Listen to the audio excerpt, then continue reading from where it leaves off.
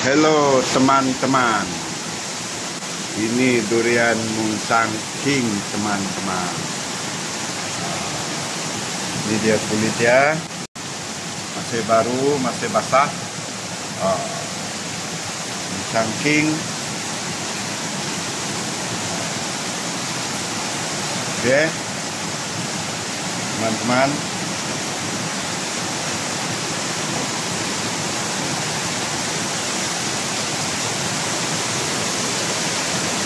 Oke lah, harga sekitar Rp55 sekilo. Oke, sekitar Rp55 sekilo. Jadi yang ini tadi kira 2 kilo lebih, dalam 2,2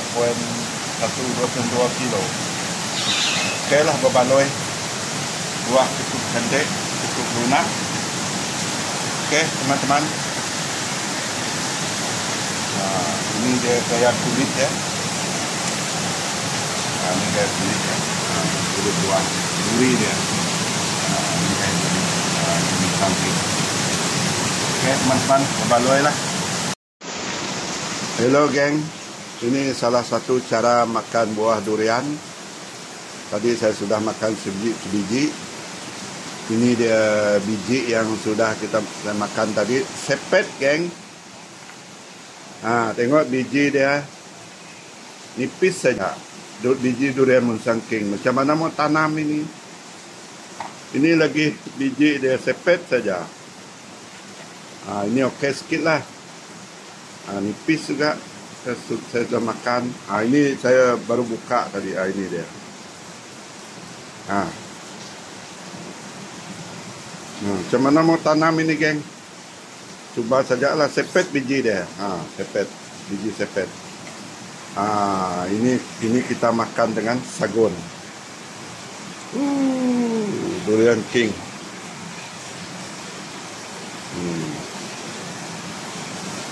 Memang manis isi dia tadi. Saya makan terus manis. Lepas tu saya cuba makan dengan sagun lagi. Sagun dari pusak. Kalau sagun seratuk dia putih sikit. Sagun dari pusak ini.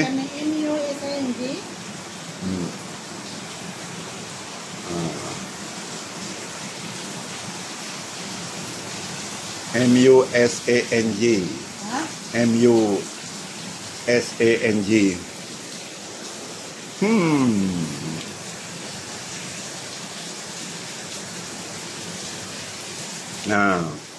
Jadi ini okey, boleh kontrol manis ya.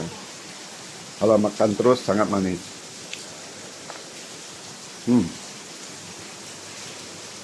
Ini isi dia. Kering.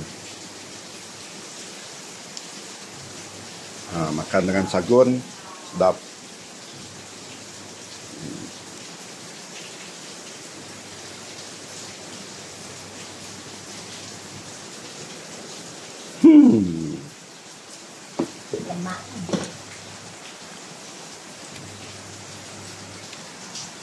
Ini dia geng.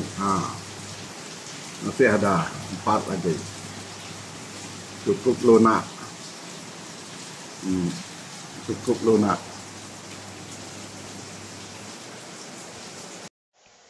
Raja buah lumut.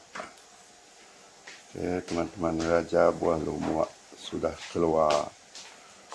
Besar buah ini. Buah lumut ini besar. Ini gelas tengok. Besar. Raja buah lumut. Berisi. Berisi.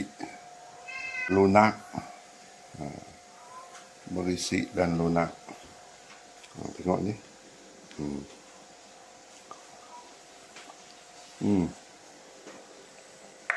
Berisi dan lunak.